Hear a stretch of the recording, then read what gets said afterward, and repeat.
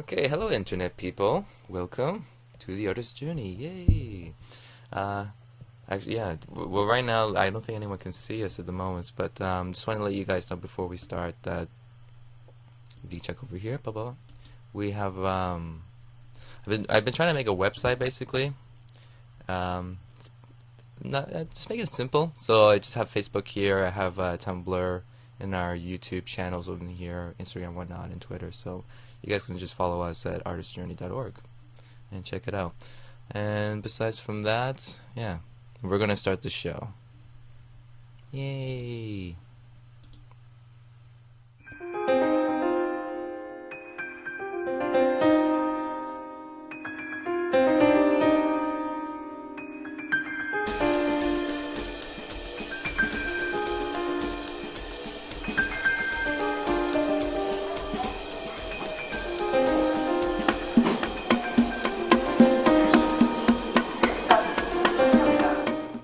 Hey, what's up, everybody? I'm Wilfred Lee. I'm pretty sure you might know that or not. And this is my good friend Luke Bonici. Yeah, that. Luke Bonici. I've been called worse. Well, we'll go for Bonici. What's the worst thing someone has ever called? I can't possibly say. Really? Yeah. God damn it. My mum calls me the worst things. You know that. Oh, really? Yeah.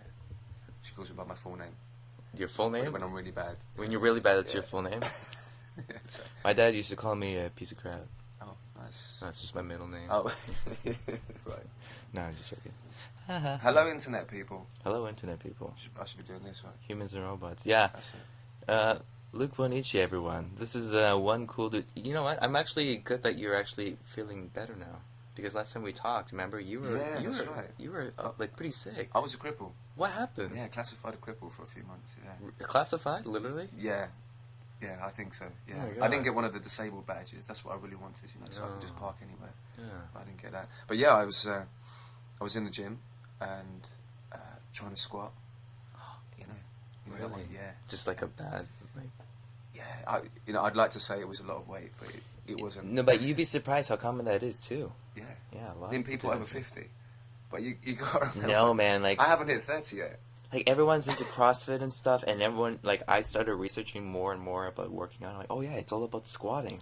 Okay, if I do squats, like what am I doing working on my upper body all the time? I'm gonna be Right. looking like those big guys with like skinny legs, chicken legs. Like, Yeah. it's all about the squats. And But you have to be careful because you can see what happens. do you have like a fractured vertebrae? Yeah, I slipped a disc. You slipped a Yeah, I slipped a fucking disc. You can say holy it. Yeah. shit. Yeah. Man. Just one of those things. And actually, I put it off for a while. I was thinking, oh, I'm fine. Yeah. Those typical bloke thing. I'm not going to the doctors. And then eventually, it was getting to the point I just couldn't walk. Well, how long was that? About 2 months. I just What? yeah. No really, way. Yeah. Yeah. I went hiking and everything. I climbed Chirisan. Like limping. It's like pulling my leg. This guy who Left just leg. won't quit. Yeah, and then eventually, it was getting to the point. Okay, I can't walk. I need to go to the doctor. Yeah. And had to Doctor, scan. it's officially broken by my own standards. Right. Oh, And yeah, they man. said, look, you got to have this operation. And that's it. I just had to get it done. Wow. And so yeah, took a month off work. How did you find like being inside like the Korean hospitalization system? Do you think? You know, it's interesting, and I think actually we talked a little bit at the time about it, that you don't realise at the time the situation because you're on so much medication. And it's only when I came out and I came off the medication that I realised, shit, I've been like a zombie, because I was in hospital for almost a week. But what was it like a distinct characterization that made you make that distinctness? Because it's like you were coming out of it or something, right? So, Yeah. I mean, obviously you're on a lot of painkillers. a lot. Yeah, and Like, that's the good stuff. How many would you like eat in the day? Well, I think they were giving me, I seem to remember it was 6, maybe 7 pills 3 times a day. So breakfast, lunch, dinner. Oh goodness. So you're looking at, And then what happens is that continues when you leave. They give you the packets. Yeah. And when you're there at the time, you just, they give you these pills and of course you take it. Yeah. And then when I came out and they suddenly gave me a list of all the medication, I started looking up on the internet what these things were. And, like I said to you, anti-dementia, Yeah. anti-anxiety, antidepressants. Yeah. I think, what is this all about? And then I didn't take the medication. As soon as I came out, I thought, I'm not going to take this. And that's when I was telling you what happened. Just complete reaction, because I went cold turkey, I guess. That is a really dangerous thing too for many people out there, because they don't realize that, you know, you get that mental sense that, like, okay, something is wrong, and yourself, your own, like, inhibitions, like, I can fight this, I don't want to fucking do this anymore. But the problem is that sometimes you have an actual, literal, physical reaction to it, and then even if you go cold turkey, that's sometimes the worst thing. A lot of people get fucked up because of that. You get the shakes, you know, you get buzzing in your ears. Yeah, like, what kind of stuff did you have? Exactly what you just said. Like, I started feeling really nauseous, getting that buzzing sound, like a deafening silence almost in my ears. Couldn't sleep, insomnia.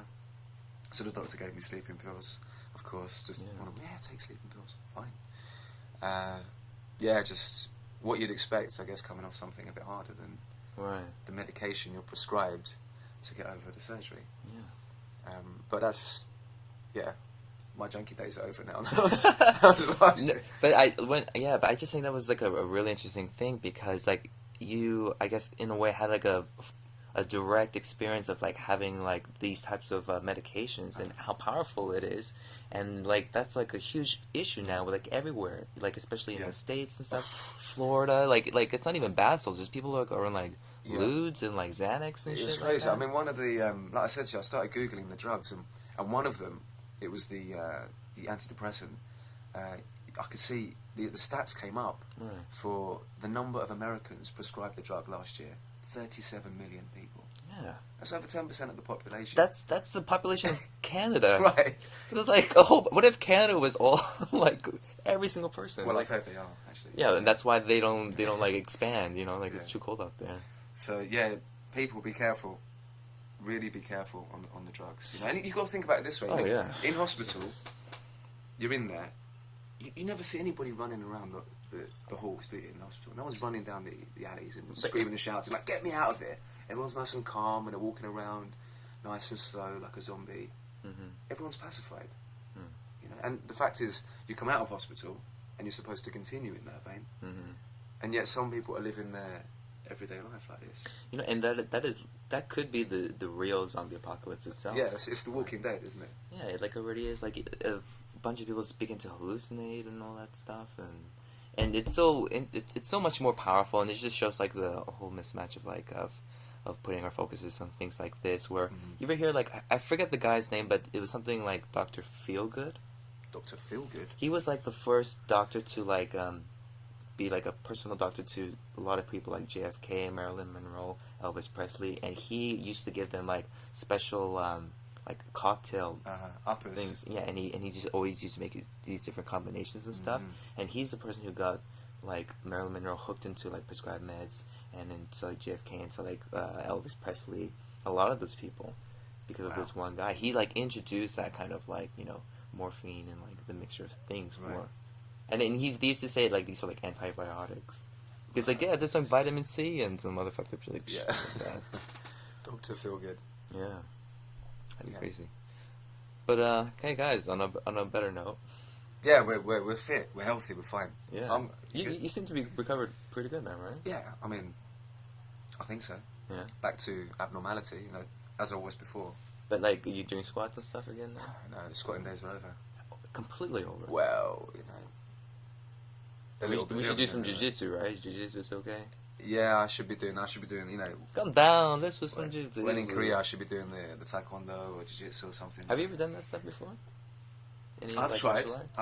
I have really, I can't get my legs higher than my waist, you know. Yeah, it's all about that stretching. Yeah. I'm the typical English bloke. I've got no flexibility in my legs at all, you know.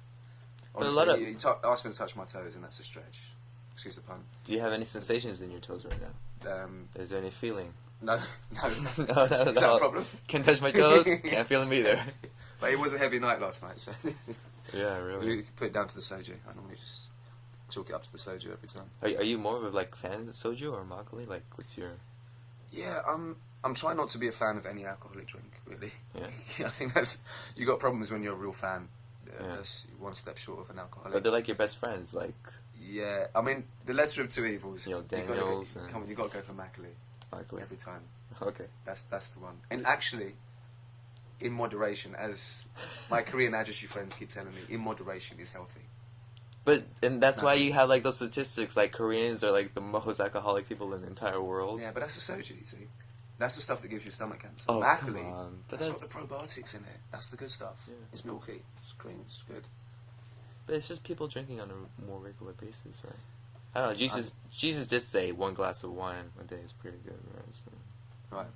And what about you? What's your what's your drink of choice? My drink of choice is I don't trust myself when I'm drinking hard liquor. Mm-hmm. For very special situations, I'll probably do that. But most of the time, I just drink like a cider, a nice apple Brunties. Cider. You're not talking about the Chilsung cider, like the No.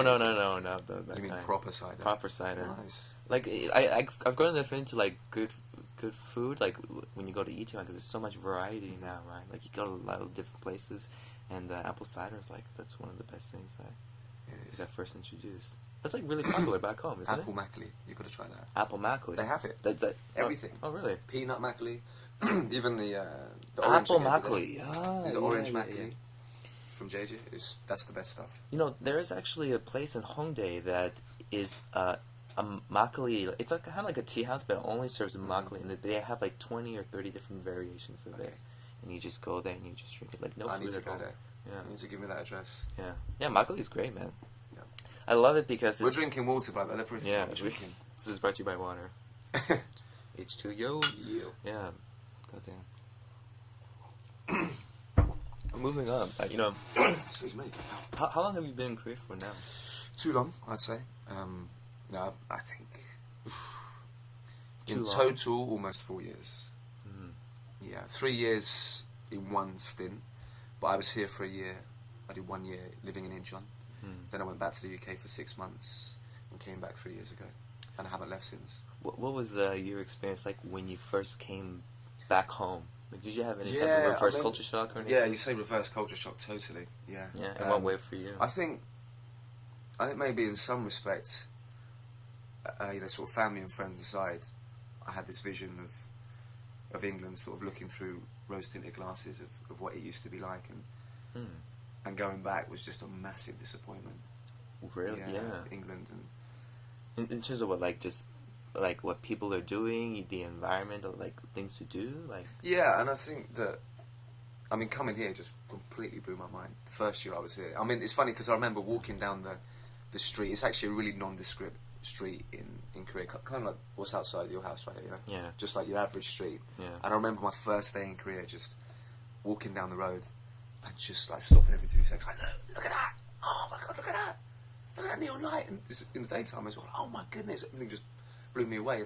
And I've been back to that street since, and I just, it's nothing. There's nothing special, but that was the scale of it, of just how much it blew my mind when I first came here. So to see that, and then go back to England, to the same places, seeing the same people doing the same things, and nothing's changed. It was just, like, massively underwhelming. You just felt like you couldn't relate to people more on a or like it's just completely different paths now, like people. Yeah, I think now it is. Especially I've been in Asia now for over 4 years. It is harder to go back and relate, especially to people who haven't travelled maybe or lived abroad. Yeah. People who have, you have that. You know what I'm talking about. You have that sort of common bond there, but yeah, that's hard. And also, your friends back home really, they don't want to hear about it. Well, it's true. They don't want to hear about it. I'm having an amazing time in Korea. You should come. Yeah, well. What about you? Yeah, I've been watching Netflix. Yeah, nice. I jerked off. Did what I could. Yeah. So it's hard, but my family's still based there, and some of my best friends. So you have to go back once in a while. Yeah, it's like it's like one of those things that really tugs at the heartstrings. So you go back. It's just like your sense of space. One of the things that I used to talk with my brother about was like that feeling you get like if you close your eyes and you feel like you're sleeping in another room. Just going back there, it kind of feels like waking up from a really long dream. You stay here long enough, like you said, like first time you're like, oh my god, it's like, this is like, look, am I dreaming? And then after you're like, yeah, I'm dreaming and whatever, and then you forget you're dreaming, and you go back home, and it's like one day you're just like first day you're sleeping there, you wake up, you know, you're in your old room or whatever, you're like what the, yeah, know, what just happened? just like back thing, and then you like think about, man, what am I gonna do with my future right now? Yeah, it ain't that bad if I stay one more year in Korea, right? It's like that's it. But how long have you been here for? I've been here for like over 7 years now. 7 years, you ain't leaving. This is what I realise, you know, if you get to a certain point and people just say, oh, one more year. And I love that reaction, by the way, because I get it all the time. People are like, oh my god, 7 years? Like, are you getting the 7-year itch? 7-year itch? Yeah, you know, that sounds like a terrible STD right there, the 7-year itch. Yeah, I got a 7-year itch. It's based on fact. You know, because you get sucked in and it's one more year. Well, that's the thing, because like, I'm pretty sure you can maybe agree with this, but it's like you get more experiences every year and more opportunities, right? Yeah. If you kind of do prices out of, you know, things that you were supposed to do to get paid to do, yeah. but you know, on the side time, yeah. you know. Yeah, if you're in Bucheon, but you're still going into Seoul and stuff all the time, right? Yeah, that's right. Yeah. So like, what do you usually like to do the most on your free time then? Free time. Well, not kill it. Not kill it. Yeah. That's. I really have that irks me, that expression. Everybody, trying to kill time. What do you do to kill time? Like, why is everybody trying to kill time? Just use it. I mean, you come out here, for example. You know, you and I know you have an amazing opportunity. You got all this free time. Like for the first time in my life, you know, you're removed from, excuse me, like your friends and family back home, or certain social situations, or you know, certain situations that might be happening back home that don't allow you time or freedom to do things. And then you suddenly come out here, and you know, all the English teachers here, you're working less hours than you would do. Yeah. I'm working way less hours than I would do in England, massively. And you've got all this free time, and I think a lot of people don't know what to do with it, and they end up doing a lot of drinking and watching a lot of TV. There's nothing wrong with that. That's what most people do on a regular basis. Yeah, sure, but just don't watch TV. That's the key. But we don't really watch TV here anymore, right? People just like use the internet. Yeah, I know. You don't have one, right? I don't. Well, I have a TV, yeah, but oh, actually, I you know, that's for gaming. You don't watch TV on that. Oh, I watch TV. I watch Korean TV shows all the time. You gotta be careful. That will poison you. Really? Are you into that? Like, what? Korean TV shows? I don't own a TV. Oh, really? Yeah. Oh, it's just poison in general. I was like, yeah, I thought you're like, oh my god, the last episode of this TV. Korean drama. No, you have no idea, Will. That's the worst of the worst, of course. Yeah. You know, that will just rot your head. That's like. Really? Yeah. That's it. I'm talking about the medication in hospital. You sit there as a vegetable. Don't stop on that medication. Just watching the shit on TV. And that's how you're supposed to pass time. That's how you're supposed to kill time. Right. Until when? So, do you enjoy movies or like? Yeah, I really enjoy movies. Yeah, that's the only thing I. It's a bit of a different experience too. Yeah, totally. A friend of mine tried to get me into The Walking Dead recently. He's always taking a piss out of me. He says, because I don't watch TV at all, and I hate it with passion. He says, you've got to watch The Walking Dead. It's like an extended movie, you know. Yeah. And that's why people love it. You're just like, this is the worst shit. Honestly, I struggle to concentrate for 2 hours on a movie. Oh. So to sit there through hour after hour, and we were doing like the box set thing, you know, of Walking Dead. Right, let's do the whole first season. Just sit down, and it's episode after episode, and it's on. And I'm thinking, when is it going to end? And yeah, I think that's the problem for me. That's how I pick movies. I look at how long it is. That's terrible, isn't it? Well, actually, look. It's I really look it up on my computer. I go, how long is this movie? It's like, that's an hour and a half one. That's a short. I'm watching that one. Wow. I've heard it's shit, but it's an hour and a half. We've got to watch it. Really? Yeah, that's how it works. If I see a 3-hour movie, it's. So okay, so that's interesting. What is your favorite, most shortest movie? Is it my favourite movie? It's like a Tom and Jerry animation or something. Have you seen The Never-Ending Story? That's of the worst movie ever made. It just goes on and on and on. Oh, actually, Wolf of Wall Street. Everyone's like, did he just say that about Never-Ending Story? You know? Have you seen Wolf of Wall Street? Yeah, I did. It's 3 hours long. Yeah, it wasn't. And it's a shit movie. Yeah, it wasn't really unimpressive, isn't it? I was just like, if someone had mentioned like it was like deleted scenes from a film, and the people just putting up there. It's like a movie. The title was like white people being douchebags, or rich people being douchebags. Yeah. Like, all right, that's cool. And that was virtually the dialogue in a lot of it as well. I'm a dickhead. I do so many drugs. I shagged so many women. I swear that was some of the dialogue coming from Leonardo DiCaprio's character. Yeah, let's not get started on that. That really bugged me. I almost walked out of that movie. It really bugged me. Yeah. So, wait, what movie do you like, though? What movie do you like? What do you have? We're going to talk about movies. I want to do this one thing. It's like, I don't know, like, we do like a show where, like, hey, we're going to show Luke a movie tonight and see how long he gets into it. And then that's how you rate it. It's like, it's like not even 4 out of 5 stars, like 10 out of 15 minutes. This one's 30 out of 30. Yeah, let's not talk about movies. Really? Okay, so are you more of a reader then? Do you read a lot? I try to, yeah. I try to. I've got the, I'm currently reading a Kindle. Oh, that's great, yeah. Kindle's great. That's what I got. Have you read it? No, I have a Kindle as well. Yeah. I'm more of like reading comics and stuff as well. Okay, you like the manga? Yeah. The manga. Yeah. I love me some manga. Yeah, the Kindle's great. Yeah, I'm trying to read a lot. I have to force myself to read. I don't know if you have this problem, but I get 10 minutes into reading and I just fall asleep. That's like even a longer movie right there is like a book. Yeah. Yeah, I think one of the problems is like we only probably get in maybe only 15% of the information that we get on the thing itself. Like, so many times where I'm reading and then for some reason I stop and I'm like, I'm reading right now, and wait, what am I thinking about? And like, and I'm still reading. I'm just like, what the? I just missed this whole paragraph. Yeah. Should I read this again? No, I'll just keep going.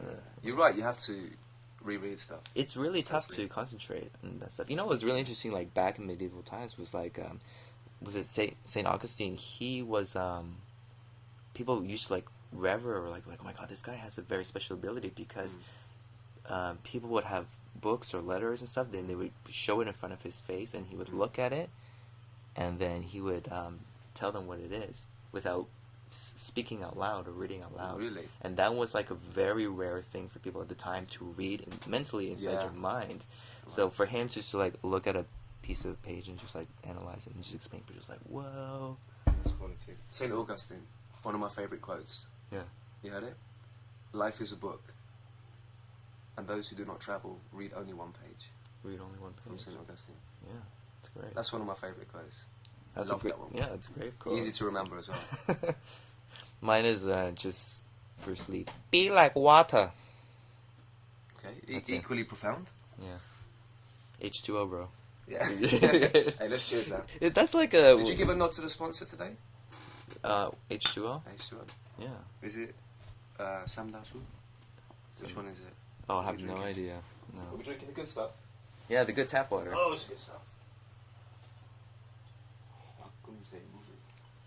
Nice. Yeah, man. So okay, let's talk more about like the stuff that you're doing now. I mean, what is like? Yeah. So basically, the life is Monday to Friday zookeeping, and then yeah. What's your favorite animal? Not the monkeys. Not the monkeys. Are you like want to release the dolphins or anything? I'm not too sure what you're referring. I don't know. But yeah, I've got to do there's the day job in there. Yeah. And you try not to let it interfere with the weekends too much. And then yeah, if I'm fortunate enough, maybe 2 or 3 gigs a month, Friday or Saturday. How did you get into that as well, doing like MC and for drum and bass? Yeah, it's interesting because it's a very UK sound, very UK style of music, but a couple of my good friends here are DJs and really into that music and pushing it. So just through them, really. I didn't really take it too seriously in England, emceeing just occasionally at parties and that. Never really had the confidence or the opportunity to make it happen. But out here, that's what I'm saying. You have that. You got all that free time on your hand. There's no excuses. If you want to try something like that, that's what's happened really. Just come back through that mutual, love for the music and then meeting the right people out here as well. What was your first experience like being an MC? Yeah, well, I think like what in like Korea, yeah, it's you gotta be specific. I don't know what to say. Just like in terms of like just what was your first experience like when you're an MC? Like, is it? It's very interesting because it's basically like being the person who's like kind of like narrating the direction of a certain, like, passage of songs going through and stuff, and like give someone like a focus to build up energy and stuff. It's interesting you say that, because it's somewhat of a grey area for me even now. Like sometimes I think, what is the role of an MC in the rave or in the club setting? Because it's really multifaceted. There's so much to it, and sometimes I think of it as you're like the middleman. You're that mediator between the people that are there, the crowd, and the DJ. Sometimes I feel like I'm with the DJ working with him, like we're like a team, and then sometimes I feel like I'm part of the crowd, and I'm talking to them. So the narration is like switching. For me anyway, it's switching constantly. It's like, am I talking about something related to me? Am I talking on behalf of the crowd, or am I talking on behalf of the DJ? So it can all, in that setting, for me, like, it jumps about and changes. How would you be talking on behalf of like the DJ? Would you be like talking about a particular song and stuff? Yeah, I mean, not really. I mean, in the club, you're not really going to name check the songs. Coming up to the stage. Yeah, the next one coming in is this, because press play. Yeah, it's more essentially you're just keeping that mood going. I mean, if their mood's dipping, if people aren't dancing and they're not really feeling it, it's your job as an MC to build them up, get people dancing, or just get people feeling the music. And a lot of the time, just concentrating, just zoning in on the music, not chatting. I don't want to hear people or see people talking or on their smartphones. Listen to the music. And then, likewise, if it's absolutely going off, you just need to keep that going. Just maintain it. Wow. So that's great, because it's like a really relationship that you have with an audience, compared to like for example, if I'm doing comedy, it's much more different and stuff. Yeah, you're doing a lot of stand up now, yeah. Yeah, we did a show last night in. Who's with? Who was there? Dan Weiberg. He was helping hosting. He did a good job. Dan was great. Jonathan Borello, El Wasim, Todd Burns, and myself. Yeah, it was like about five of us, and then we did another show in Boondong the day before. Is stand up? Yeah, just doing stand up. Improvised? No, just like I have like some jokes. Right. And I just is like, it stuff you've written yourself? Yeah, and I just like, these are my jokes. Come on, drop one of them now. Let people hear, because look, this is going on the internet. God. People are watching this from all around the world. They can't come to your show. Yeah, but my life is a joke, so I just actually I have YouTube. Is that one of them? I have YouTube chat. No, just. Is that what you're reading off the crib sheet here? Yeah, actually, I wrote these on my arm, like memento. Yeah, but I've been doing it. I started here, and it's been really interesting, and it's about the sensitivity that you have with the audience. It's like you don't want to talk, tell them something. Like, you want to have a conversation with them in a sense. It has to be very personable, very intimate in some way. It's tough to get the be genuine, or like, and they want honesty with the things you say. Sometimes honesty with a bad joke doesn't work. Yeah, what kind of subjects do you cover? Oh, everything. Just nothing's off topic. No, nothing's off topic. Just whatever I think is interesting or something to talk about. Sometimes if something's very serious, like I have a very serious opinion on it, I try to see what can be funny about it, and like try to break it down to different things. But anything can be, like when I'm writing like status updates, I'm just like, oh, something happened. It's like not a big deal. I've got to say, your Facebook status updates, yeah, are fucking hilarious. They're brilliant. I love them. Oh, thank you. People take note. If you don't know, you need to check out. You need to befriend Will on Facebook. Yeah, and because they're not on the artist's journey, are they? They don't get to see your personal updates. No, they don't. That's just like they're just putting. Oh, it cracks me up. You're consistently. Honestly, I'll take my hat off to you. I would if I didn't have such bad hair. That you just every time consistently worthwhile Facebook updates. That's how it's done. Not I'm sat on the train reading a book right now. Like me, yeah. One of my greatest fears, though, is like later in the future. It's like, what if I post a picture of my baby and no one likes it? Yeah, you don't have a baby, though. But just in the future, It's a bit presumptuous, isn't it? Yeah, exactly. Have you spoken to your girlfriend about it? Not even. You're not even married, James. Talking about having kids. This is like Final Destination for me. Yeah, it's the whole social media thing is a scary beast for me. I'm not. Do you get this? Like, some days I wake up and I just think I'm done with this. Yeah, every day. Yeah, every day. And I'm like, why the fuck am I still using Facebook? like I was talking with my friends about it last night. It was like we've somehow, because of globalization, we've interconnected in some part where we're communicating each other like a virus, and that's what Facebook is. That's what all social networks are. They're like viruses, like we're spreading things. Like this whole idea of like virability. Hey, look at this. Like we're just looking at these little pockets of little emotional responses and stuff. Yeah, it's all quite incoherent when you look at especially. I don't really get how to use social media in a way. Like I use Facebook every day, but I don't really know if I'm using it in the right way. Like Twitter, for example, I just do not get Twitter. I fucking hate Twitter. I'll be honest. I just don't know, and I'm not engaging with it properly. Yeah. I only use it to. I have like Facebook linked to Twitter, so if I do an update on my Facebook page, it goes to Twitter. Yeah. But I'm not going on Twitter and reading other people's tweets. I know that's not. It's not it's supposed to be a two-way thing, yeah. But I'm not using it in that way. But either way, it's just like you're just using it in the way that it can help serve you now. But it's not serving me in any way. Well, because like there could be more people on Twitter that might not know you on Facebook or something. Yeah. So it's just a little bit more of an extension, right? So it's just like pushing things out more. It's like different ponds. Okay, put this one here, put this one here. Make sure there's a bridge in between. You can pass it. Come on over here to Facebook. Let's go to MySpace. No, it's over, kid. Yeah, what happened to MySpace? It's like a neon glitter house of graveyards. It's like people dead over there. It's just cobwebs and like. Stuff like, and that's the thing. Remember Friendster? Remember like ICQ? Remember like fucking all that stuff? Like it's gone, right? Like things change. Like immediately, it's just like boom. Everyone goes to the next thing. So. I'm really curious about what is going to be the next thing after Facebook, because, it could be Google Plus, maybe. Who knows? Maybe you got to come up with something, Will. Yeah, it's on you. You got to come up with something. We got to do it. I don't know. You know what's scary is, I remember. I know if people know this. Pretty cool. People. It's fucking scary. People living in Korea will know what I'm talking about. If you don't live in Korea, maybe it's like this in your own country, but.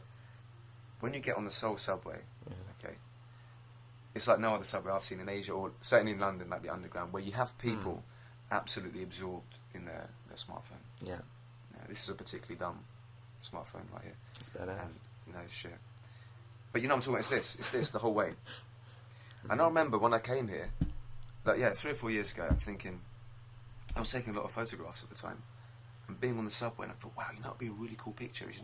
The whole bench. The whole subway bench, and everybody, you get like a panoramic shot, and everybody's just sat there with their earphones on, just connected to their smartphone. And I remember at that time just thinking, I walked through the carriages and I see like almost full, or there'd be one person reading a book. Remember books before Kindles came along? The ones made from trees. Yeah. Remember them? Yeah. And then so they just sat there. Yeah. Books. And I saw someone on the subway today on the way in reading books, and. And I couldn't find the whole, the chair filled with everybody on the smartphone. I thought, that'll make a good picture. But now, I see it all the time. Every subway journey, you can see that. You can see everybody. You could just take a picture, and everybody in the scene is just completely engrossed on their smartphone. And that scares me. That I'm looking around like, this is a scene from a horror movie. Some sci-fi movie where maybe it's Invasion of the Body Snatchers or something like that. I don't know what's going on. Have you seen that? Have you seen that picture from like the early 1930s of like a bunch of people in the subway, and every single person is reading a newspaper, and it talks about technology is ruining people. Yeah, they're like not being sociable at all. Technology, that constantly happens all the time, and now.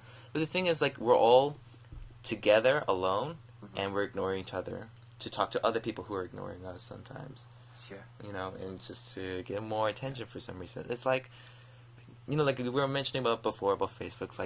Why do I keep doing it? It's just like, if people like it, it's cool. But it's like, we're not making any money out of it or anything. It's just like somebody is, and that's the key thing.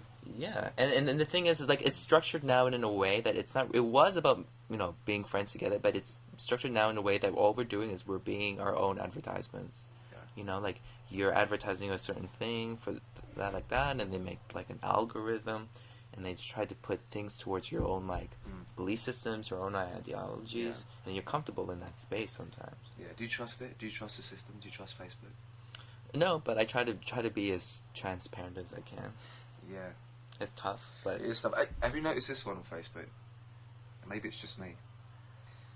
Have you ever had a look at the Facebook recommendations for your friends? Yeah. Hey, should we look at it right now? Do it right now, because it's like watching a porno. Come on. Is it really? Yeah. Okay. If your Facebook's anything like mine. All right. Let's.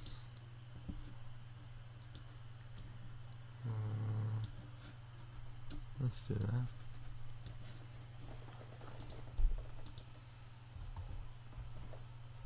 Facebook.com. So, where should I go? My friend recommendations? Yes, I guess that's what you do. You'll go friends. Oh, friends? Or recommended friends. Yeah, so I get it on my dumb phone. It pops up. People you may know. Okay. Is this legal? Let's scroll down. Okay. It's not too bad. You see, on mine it pops up and it's just women. But you're a handsome fellow. No. Way to humble brag. God damn it, you just showed me that women, no one likes me. Women showing cleavage. Oh, okay. You know that we'll talk about that Facebook profile pic when you just think, nah. Yeah, I usually get a lot of pictures of men with bulging on the This guy's complaining about women with cleavage. Hey, first world problems. Come on. First world problems. All right, get off Facebook now. Come on, get off this. Yeah, we need to get off on Facebook. What do you enjoy doing? It's like you seem like an active guy, anyways. Yeah, right? I like to keep active until I slip a disc and slip a disc, do an injury. Yeah, I try to keep active. I had a gig last night. How was that? And hence the voice is not. I don't normally sound quite as groggy. Actually, it was pretty shit. Wow. Really? Yeah, it was. It was really shit. Actually, it was probably the shittest gig that's happened in Seoul that I've been involved with. Ever? And that's not just me saying that. That's everyone who was involved. Wow. Yeah, and that's rare because normally I say the gigs are amazing, and they really are. But last night was no one showed up. It was really poor turnout. February I think is a tough month anyway for people to come out clubbing. A lot of people are leaving as well here with big contracts and things. But it was snowing, last night the weather was shit. And yeah, it was just a really poor turnout. And that's the thing, even as an MC, there's only so much you can do when, the club's pretty much empty. Right, 4 people in the crowd, get ready to party! Nice. And and those 4 people are, people that you know as well. It's still always good music, and it's still fun. I had a great time, but as a show, it wasn't much of a spectacle. But usually, I'm buzzing. Normally after a gig, the next morning, I'm still feeling pretty wired. Really? Can't sleep. Yeah. Definitely. So what has been like your best performance or like time so far? Anything wants to stand out? Yeah, there's a few that stand out. The club nights, some of the big nights here in Seoul on the drum and bass dubstep is Bass Attack. Those nights are always fun, always consistently fun. So that's like specifically the type of music you enjoy the most? Yeah, I'm not a massive dubstep fan. I'm really into the drum and bass, and Bass Attack is a mix of the both. Mix of the two, and a bit of trap, like some instrumental hip hop sounding music mixed in there, which is all good. But the night last night, DMZ at Dojo, you know Dojo. Yeah. That's been we've been, myself and 2 other DJs, Helix Squared and Special Ed. We've had a residency there now for I think a year almost. So every month we do this, and it's just straight drum and bass, and that's been I feel pretty proud about that we've done that for a year, and it's going to continue. So is it what makes like a good night? It's just like everything works in like the right timing, like just the flow, like there's so many different sides to it that can make it a good night. I think, like I said to the DJs last night, that as long as you are just consistently maintaining, doing what you're supposed to be doing, people will come and people will go. There's, it's a bit of a hard sell here in Korea. The music, the drum and bass music, certainly. People are still not really into it yet? Not really into it, and from what I've heard, people who've been there for a long time and seen the scene change, it waxes and wanes, and it does fluctuate. It has done over the last 10 years. You know, some big international acts come, there's like a flurry of international acts, and then it just quietens down, and it builds up. But even so, compared to, you know, electro, the music they're playing in the big Gangnam clubs, you still can't compete with that. I mean, it's still very much underground here. And part of the problem, if you like, is that like these DMZ nights and the drum and bass nights, it's the music, you know, the music's at the forefront. But a lot of people, especially here in Korea, it's not about the music. You know, it's about everything else that comes with it. You know, the drinking, the partying, the image. It's the whole package. Yeah, the image package. The image is everything right out here. Yeah. So what? Okay, sorry, continue.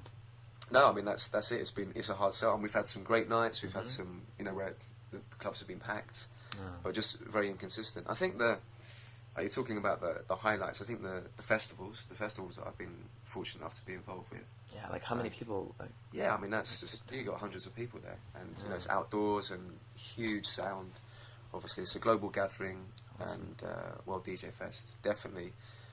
Yeah, 2 highlights, and I think just that's a very different experience, you know, to being in the club. Yeah, completely. And then, other than that, also putting the mixes together. You know, I put mixes together with a couple of the DJs out here. So, you know, we put that online. So that's, people can get a different taste. That's also fun for us, but it's kind of like you and I here, you know, right now. But you've got your decks here, and I've got the microphone. Yeah. Yeah, and then we do a mix for now, and it's great fun. But there's no one else there, so it's a completely different vibe because you're not, you know, when it's in a live setting, it's more about the people that are there, and it's more improvised. Oh, is it more improvised like that? Yeah. Oh, that's cool. So it's impossible to get bored of it. Yeah. That's the way I see it. Because it's a performance as well, and you know, and it's about. Yeah. Like, you never really get a bad audience in a way, don't you? Like everyone wants to go and dance. Yeah, that's right. Like it's not like you never get like a heckler like fuck you, fuck this song, you son of a bitch. I paid good money. I want to listen to like third generation girls. Well, you say you don't get hecklers, but of course you get people coming up saying, "Oh, can you play the new one from 21, the new 21 song?" Oh, I know that guy. Yeah, that fucking asshole. Yeah, some people don't want to hear music. Of course, the DJs don't Clive have the Reaper! selection. They don't have the selection, obviously. And as an MC, that's also your role to just say, "Yeah, well, I'm sorry. You know, you're the mediator. You know, don't talk to the DJ. Talk to me. You want to hear what now? Yeah, Elton John, the dubstep remix. Sorry, we don't have it. Oh my goodness. Yeah. It's not that, but obviously in Korea there's the love of K-pop and that sound. What do you think about Korean music here now? What do I think about Korean music? You're talking K-pop? Just Korean music, just like it's 5 genres. Well, you know, the K-pop is very generic. It's definitely a pop package, and yeah, again, I have mixed feelings. And on the one hand, it's a sound, it's a look. K-pop is a great little microcosm of how even the underground scene works here, you know. Oh, really? Yeah, I mean, you look at how competitive it is and the fact that it's that shiny, glossy, packaged image that you see on the screen. It's just as much about the video as it is about the song, you know. And you look at the band members, everything's so carefully constructed. Every hair's in exactly the right place. No. Everything's been 100% perfectly thought out. And if it's not perfect, the next one comes along that is perfect, and everyone jumps on that. So I don't feel it is about, with K-pop, it is about the music. But having said that, some of the K-pop songs are just fucking brilliant pop songs. You can't deny that, Will. You know? The one that came out last year, Miss A. Miss A. Push, push, push, baby, kiss, kiss, kiss. I don't even know the lyrics, though, but you know what I'm talking about? I think so, yeah. That really catchy. You just know the video, don't you? You just seen the video. Actually, I just watch music videos. Yeah, I mean, you know me too well, this guy. He's finishing my sentences. I know, you just... Can you feel it? Yeah, we know what you like. Yeah, but that one, I mean, that and I think a couple of years ago, I remember when I first came in, the soundtrack to my first year of K-pop songs was the... I'm having a mind blank. What was the JYP song? JYP. JYP. He produced that song for Wonder Girls. What was the Wonder Girls song? The very famous one. Why am I having a mind blank? Maybe One More Time. No. Wonder Girls. Great song. Best accordion intro. Anyway, I forget the name of the song. I'm brain dead today. But yeah, it's just a great pop song. Yeah, like there's like no denying there's like usually good songs. It's just that it kind of feels like it's been taking a long time to kind of flourish into like growing different roots of genres of songs. Like you mean like you're talking about like, you know, breakbeat or like dubstep, D&B, like mixtures, submixtures, and all that stuff. Yeah, I mean some of that is filtering into the K-pop, and I hear that sometimes on the radio, the dubstep. It's very subtle because they try to make it as a, you know, mainstream as they can in some way. Yeah, it's like a more lighthearted like dubstep drop beat or something. That's it, and you hear it coming. That's technically that's dubstep, but it might just come in for a certain section of the song, and that, I mean, dubstep that can be morphed into a pop song, and even in England that's popular now. You know, the electro's coming into like the hip hop R&B style, and then of course you've got the dubstep coming into like pop records. So, okay, that works, but drum and bass is, in terms of like a pop song, incorporating drum and bass is not so popular, even in the UK. So, but what is it about drum and bass that people enjoy the most? Like, it sounds very kinetic. It sounds like you're always on the run. Yeah, you're fucking running away from a cheetah in the jungle. Yeah, and you're just like, it's, you know what it is. It's really, it is the pinnacle of dance music. I'll tell you why, because pinnacle. It has soul. It really has soul and meaning. You know, and I don't feel that with a lot of like the mainstream dubstep. I don't feel that with the electro. You know, a lot of the stuff that's getting played in the Korean clubs, I hate to say it, a lot of that there's no substance to it. Do you know what I mean? I mean, the bass is a massive element of it. You know, when you're in the club and you're stood next to the speaker, stood next to the sub, and you feel that. It's a real physical experience that you don't get with other kinds of dance music. I feel like can we find a couple of tracks maybe? Yeah, absolutely. We can. Because I know a lot of people, they don't know what we're talking about. Well, I've heard of this. What is this? What's a song you recommend? Come on, man. You know. Let's mix it up a little bit. You have like a top 10 list, probably, don't you? Yeah, of course. All right, let's go with a classic. Let's go with Comics. Comics? Yeah, COMMIX. COMMIX.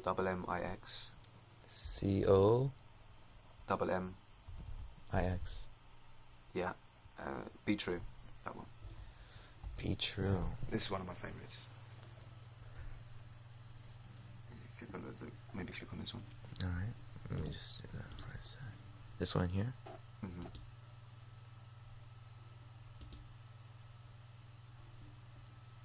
Are you ready, ladies and gentlemen? Coming onto the stage, Comics. How would you introduce us as a MC? Ladies and gentlemen, boys and girls, you're now about to hear Comics Be True. That's my MC voice, by the way. After these messages. You can skip to video in fuck off! Yeah. I hate this. Oh, he's kissing. What the? Okay.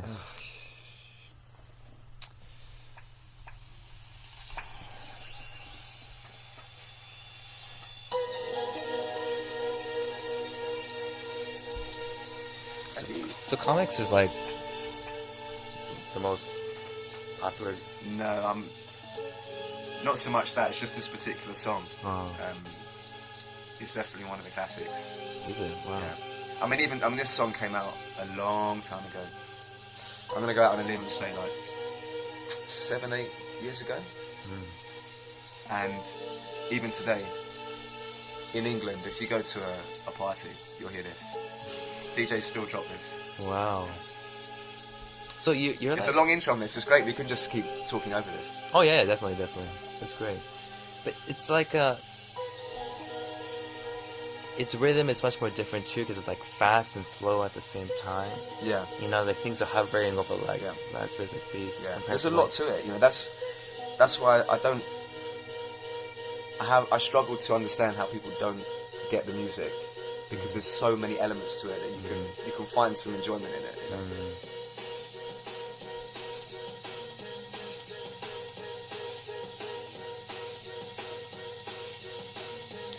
bass on this. You can't really appreciate it here, obviously. Yeah, it is about the bass. Like, yeah. You can just about hear it there, that bass line.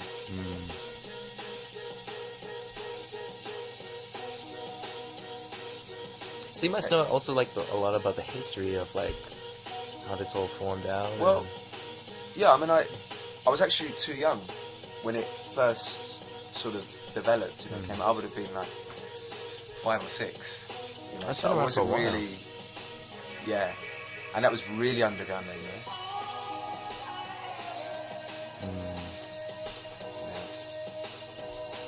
I would suggest to everybody listening, you invest in a very good pair of headphones, download this song, pay for it, and listen to it full blast. Listen to what the man says.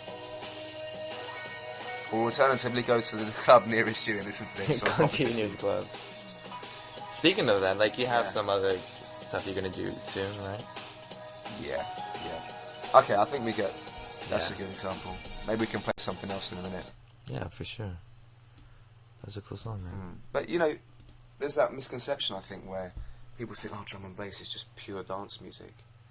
You know, and it's so fast. Like, how do I dance to it? I've got to have an epileptic fit in the club. But I mean, you can hear this is a classic example of just you don't have to dance to this song. You can dance to it. We can feel it, the rhythm. But quite easily, you can just chill out at home.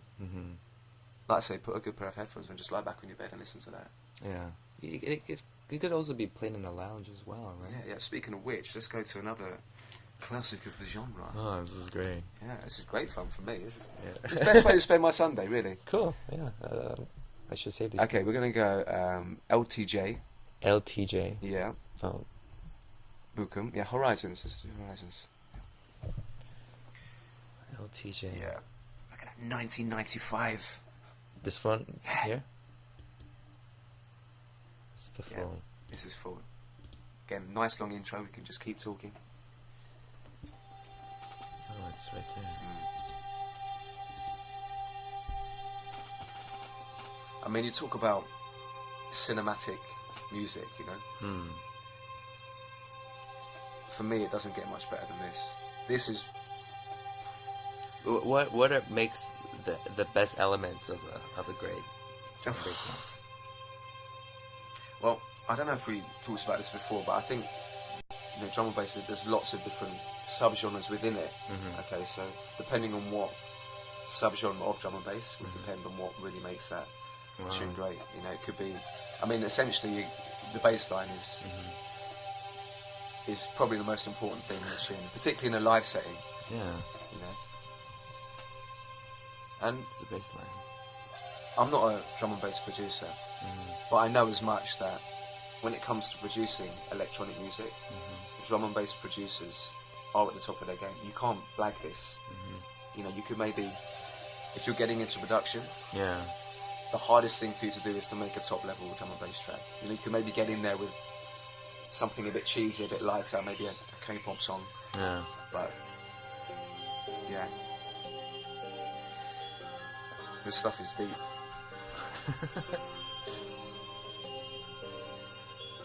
Can't have this in ages. This is great fun. Let's do this every Sunday. Yeah, you can do. We can do your top 5 favorite ones. Yeah. Yeah. And it's one of the best things too. Is like you listen to a new song. It's like I've never heard this song before.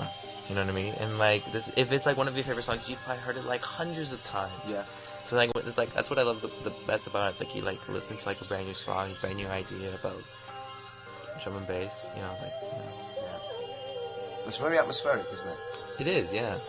Because like most people, maybe because they're just maybe discriminative about just one type of drum and bass. Yeah. So it's like you said, it's like very suave and it has a lot of impact as well. Yeah.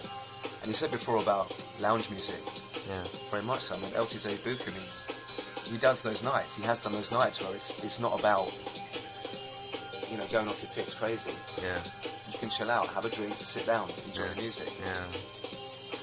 You just couldn't do that with a lot of the other dance genres out there. It was all about the lifestyle as well, right? Yeah. What do you think is the lifestyle associated with drum and bass? I think these days is very different Very different to what it would have been originally. Like I say, when I was too young to really be a part of it, but from what I can see, you know, from where it came from what it mutated from, like in the UK, like the rave scene of like the late 80s, early 90s. Were you a raver? Oh, I was 3 or 4 years old back then, so. Unfortunately, no. Yeah, not in that sort of hardcore, old school breakbeat. But then obviously drum and bass came out of that, you know, in the early 90s. And I think certainly the rave, and I'm talking about not in a club, you know, in a warehouse or fucking garage, or wherever it is, some big open space where that's what I'm saying, purely about the music. People come and just go nuts, and I'm sure do a lot of drugs, you know, back then, and just get silly to the music, and complete inhibition, loss of inhibition, just crazy. I mean, you see the videos, you hear the stories, and you think, oh man, if I was just born 10 years earlier.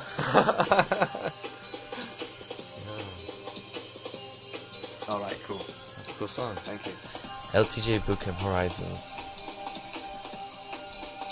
Nice. Cool. It faded out. Yeah, I learned slowly. What kind of music are you into? I like all types of music. What's that? All types of music, but these days it's kind of like seasons. I'll like heavy metal or like rap. Not really rap these days, but the thing I'm really into more these days is making a playlist of soundtrack music for story writing or something. Oh, okay. For like conceptualizing, like if like trying to come up with a particular atmosphere, because like that's where I feel like a lot of influences of like these songs come from too. Like they're trying to get that cinematic experience, and like if you listen to like the soundtrack of certain films, it's like wow, it's really intense. Yeah.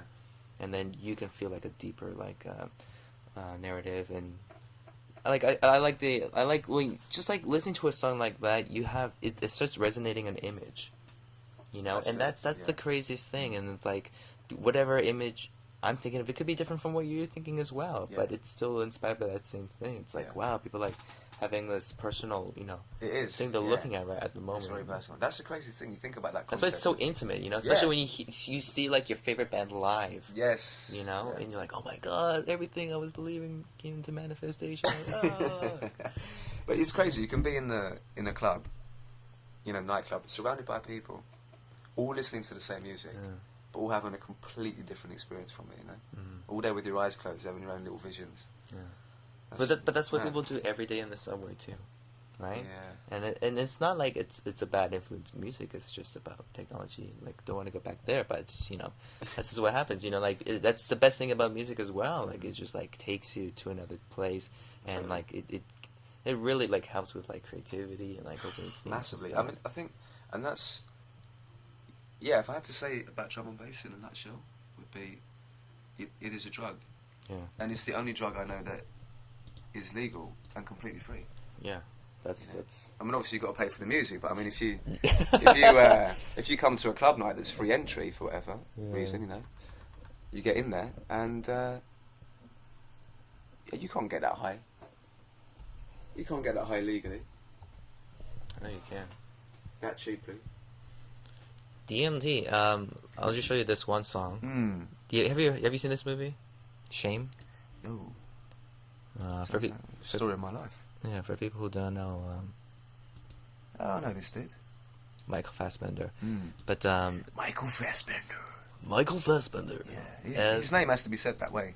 Yeah, because like it's. But this song, I remember I watched the movie first, and just the pacing with this story. This guy's like, his story is basically a man who he's like a sex addict, basically.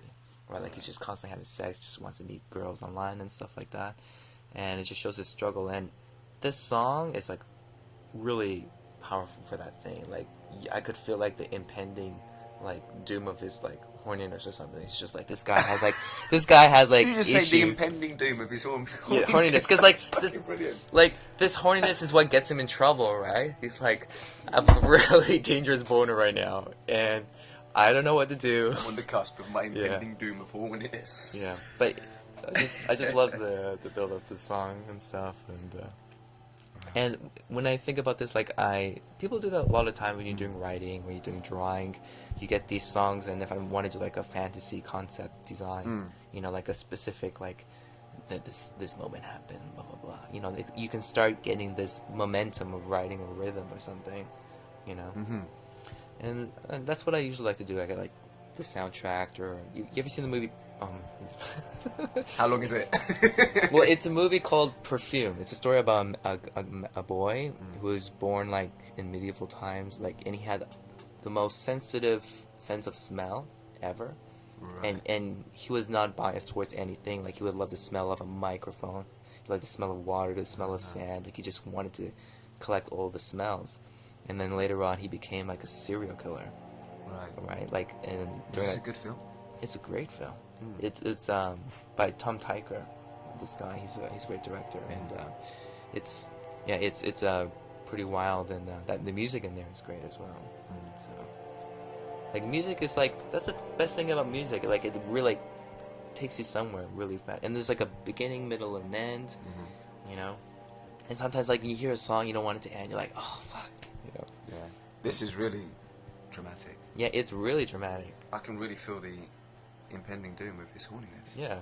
Look at his face. And Look at his maybe face. people don't realise this. We're just staring at a picture, a still of Michael Fassbender. Yeah. Naked. Why is he naked? Girls are swooning. He's actually gets naked in that film. Oh, I'm sure he does. I've heard he likes to get his skin off. That's like the first scene. You know this film so well.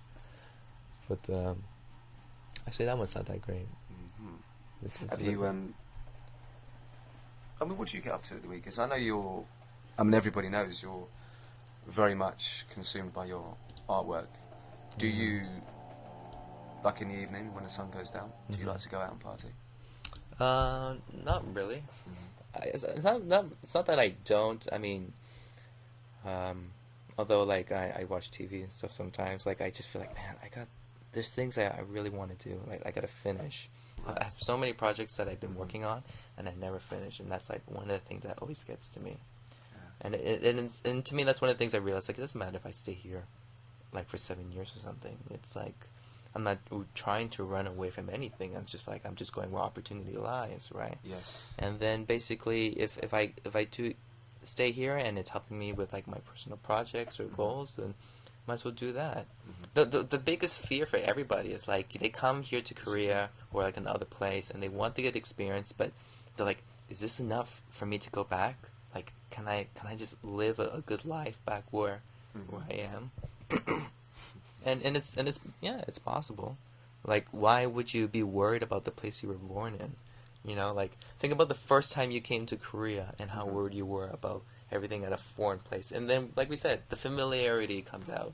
And then you're just like, all right, well, I'm okay now, you know. Which breeds contempt. Yeah.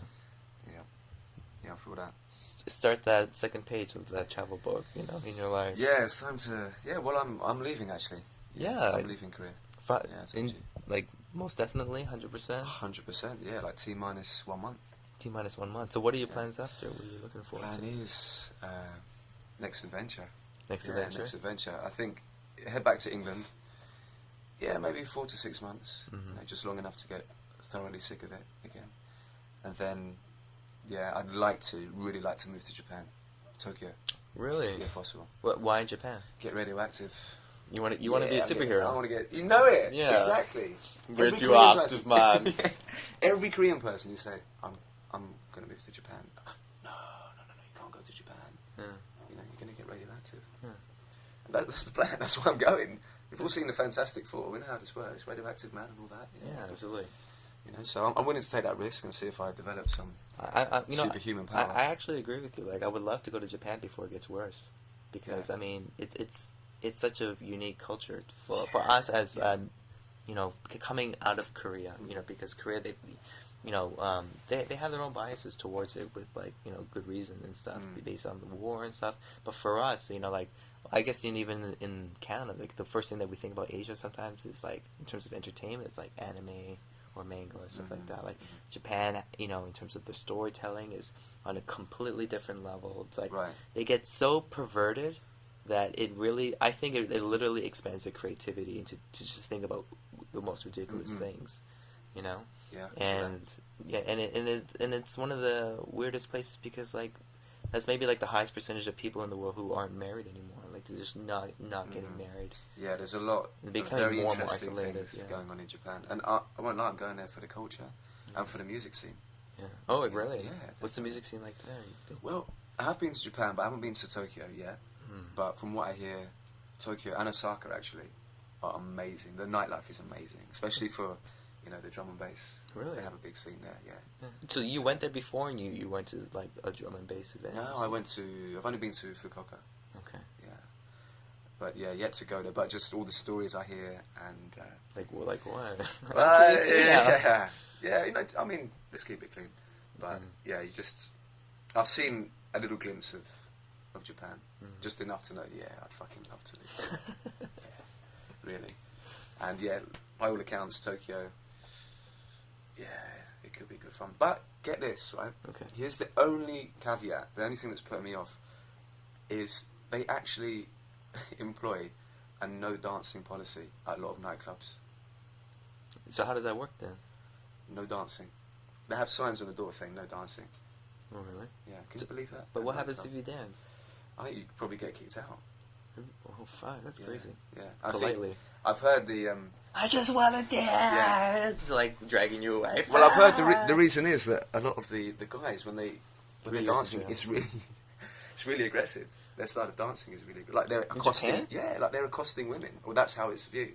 So they just say straight up, no, the X comes out. Oh, that's why. It's no dancing. Yeah. And on top of that, I that's also crazy. hear a lot of the clubs close at 1, 2 o'clock in the morning.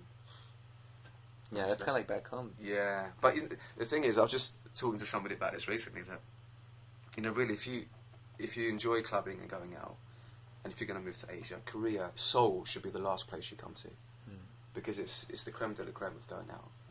You know, you go to somewhere like Tokyo, or like say back home, if it's America, Canada, or England, you're looking at 1, 2, maybe 3, 4 o'clock in the morning. That push, you're in a club or you're going home.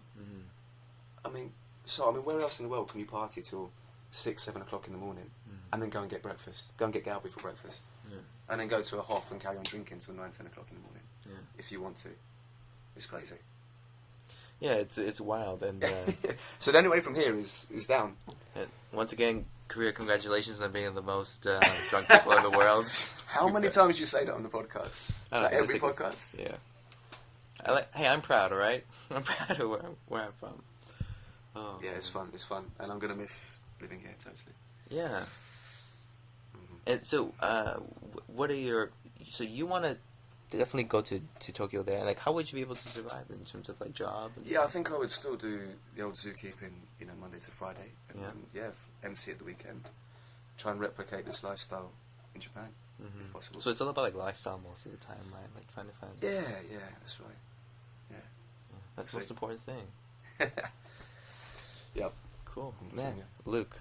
It's been a pleasure. Yeah, it's been so much fun. Isn't it great? We listened to some awesome music, you know, we just expanded our mind a bit with the joke of music, and yeah. Guys, but just, do you have anything you want people to know? I guess if you are interested in the music or what I'm doing, God knows why you would be, but if you are, there's Twitter, which I don't use, but then there's also Facebook, MC Lucid, Facebook. Check out SoundCloud. Excuse me, Mixcloud. Yeah. Mixcloud. Yeah, Mixcloud, MC Lucid. Yeah. You'll put all the links in the show notes, obviously. Yeah. Yes, sir. Yes, sir. I'll put on. It's been fun. Thank you. All right, cool. Thanks, guys, for listening and stuff. And again, you can just check out us on Facebook.com/myartistjourney and just like us and just share everything around. And guys, have a great weekend and listen to more drum and bass. All right. Later. Peace.